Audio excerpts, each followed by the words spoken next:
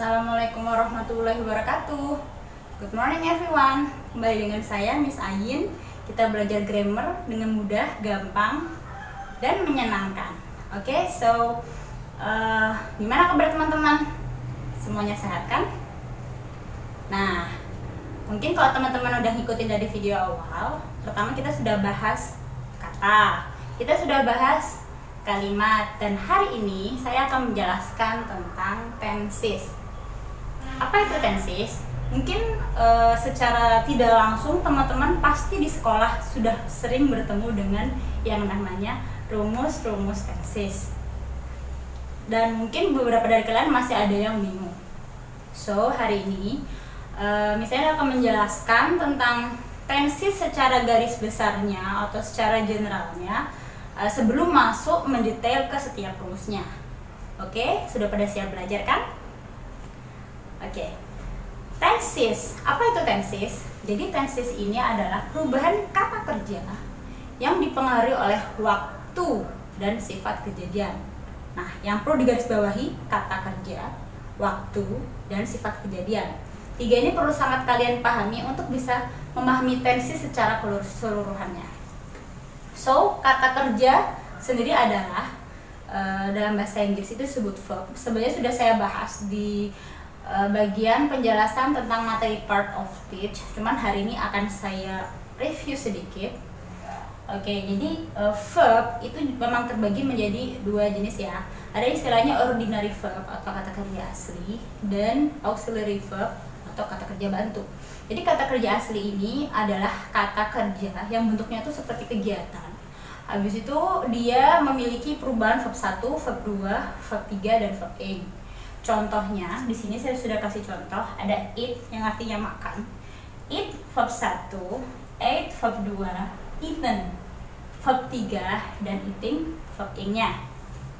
Kemudian auxiliary verb atau kata kerja bantu itu ada beberapa anggotanya lagi, yaitu ada to do, to be, to have, dan modal.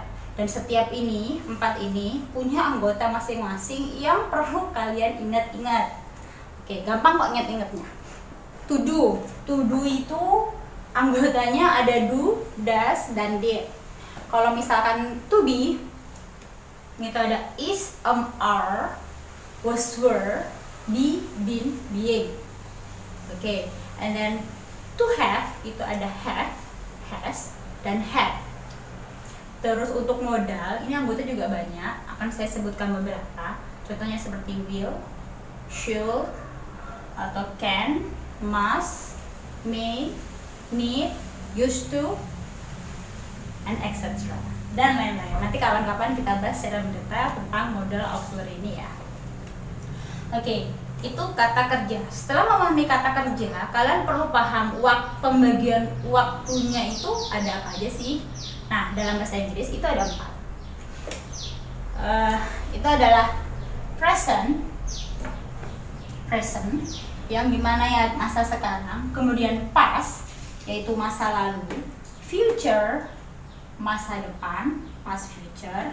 Ini adalah keterangan waktu untuk kegiatan yang berupa rencana tapi di masa lalu. Jadi kadang kan kita ada menceritakan rencana kita atau niatan kita di masa lalu. Biasanya sih berupa penyesalan. Kayak gitu. Contohnya dalam kalimat ya, dalam bahasa Indonesia untuk menggambarkan maksudnya yang seperti apa sih? Itu tuh misalkan kayak kamu ada rencana untuk pergi bertamasya sama teman-teman. Terus kamu ternyata kamu nggak bisa berangkat karena sakit. Terus kamu cerita ke temenmu, kemarin itu aku mau tamasya sama teman-teman, tapi aku sakit. Nah, ketika dia menceritakan ke temennya itu, nanti dia menggunakan bentuk past future. Itu maksudnya rencana di masa lalu. Jadi waktu itu ada present, masa sekarang, ada past, masa lalu, ada future, masa depan, dan past future, rencana di masa lalu. Oke, jadi future ini memang artinya masa depan, cuman di past future ini disifati namanya masa depan kan kegiatan di masa depan selalu kita istilahkan dengan rencana ya. Makanya kenapa menjadi rencana di masa lalu. Oke, bisa dipahami? Oke, kita lanjut ya. Sekarang setelah memahami waktu, kita akan memahami tentang sifat kejadiannya. Sifat kejadiannya juga ada 4. Oke, sifat kejadiannya atau bisa kita sebut karakteristiknya itu ada 4 juga. Yaitu dia pakai istilah simple, continuous, perfect, dan perfect continuous. Simple itu apa? Jadi simple ini adalah kejadian yang sifatnya itu merupakan suatu kebiasaan atau kebenaran umum. Jadi misalkan kamu tiap pagi biasa sarapan, itu bisa kamu sampaikan atau utarakan dalam bentuk simple. Atau juga kebenaran umum. Bukan atau ya, dan. Oke, kebenaran umum. Maksudnya kebenaran umum itu seperti apa? Jadi seperti kayak matahari terbit dari timur ke barat, atau air mengalir dari atas ke bawah. Itu kan kita semua sama-sama tahu kalau itu memang benar dan fakta ya.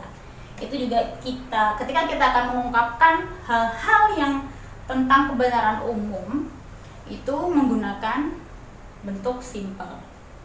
Kemudian untuk continuous sendiri itu adalah kejadian yang sedang terjadi. Namanya kejadian sedang terjadi, artinya kegiatan itu masih berlangsung. Andai kata itu kita ibaratkan, kita contohkan kegiatannya itu misalkan makan, maka kalau kamu di situ lagi makan mie, itu kamu masih nyendok makan nasi, masih ngunyah-ngunyah, masih mie di mangkok tuh masih ada, belum habis, masih kamu sedang makan. Itu continuous, kejadian yang sifatnya sedang terjadi. Terus kalau misalkan perfect, itu gampangnya kita bilang kejadian yang sifatnya telah terjadi. Namanya telah terjadi kan kita bayangkan masih sudah selesai ya. Dan perfect ini sifatnya itu adalah sudah selesai tapi yang barusan selesai. Misalkan tadi contohnya ketika sedang terjadi, kita contohkan kita lagi makan mie ya. Kemudian ketika masuk ke perfect, artinya bisa kamu bayangkan kalau misalkan mangkok mie itu sudah kosong, sendok sudah kamu letakkan, terus sendok sudah kamu letakkan, kenyangnya masih kerasa atau mungkin masih keringetannya gara-gara kepedesan makan mie itu masih ada, itu perfect. Jadi perfect ini telah terjadi tapi barusan, efeknya masih kerasa, kayak gitu. Bisa kebayang kan? Nah, terus kalau misalnya perfect continuous itu adalah telah terjadi dan masih berlangsung. Maksudnya apa? Jadi di situ nanti untuk kalimat yang ada keterangan durasinya. Jadi ibarat misalkan kayak kita mau menyampaikan berapa lama kita tinggal di suatu daerah. Kita tuh tinggal mulai bulan lalu. Kita tinggal di Lamongan mulai bulan lalu, kita sudah di sini gitu. Nah, artinya kan telah terjadi dari bulan lalu dan pada saat mengatakan dia masih tinggal di Lamongan. Itu yang dimaksudkan dengan perfect continuous. Bisa dipahami? Oke, jadi kita sudah belajar tentang kata kerja itu apa, waktu pembagiannya apa aja, sifat kejadiannya bagaimana, yang masing-masing itu ada 4. Jadi kalau waktu ada present, past, future, and past future. Terus kalau misalkan sifat kejadiannya itu juga ada 4. Ada simple, continuous, perfect, perfect continuous.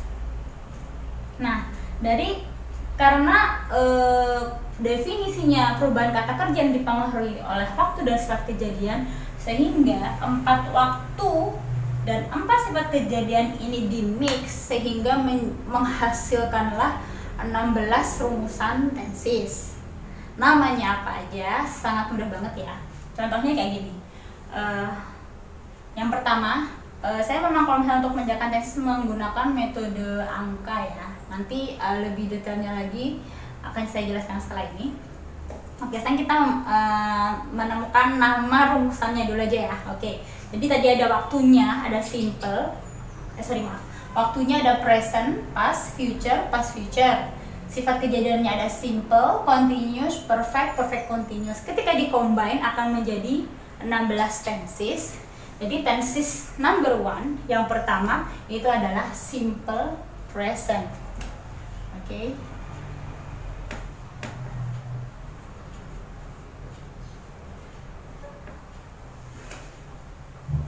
Nomor 2 present continuous.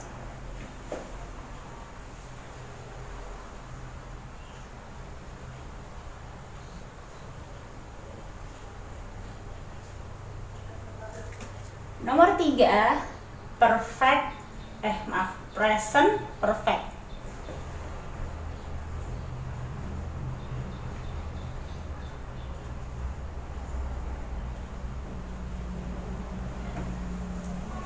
Kemudian present perfect continuous.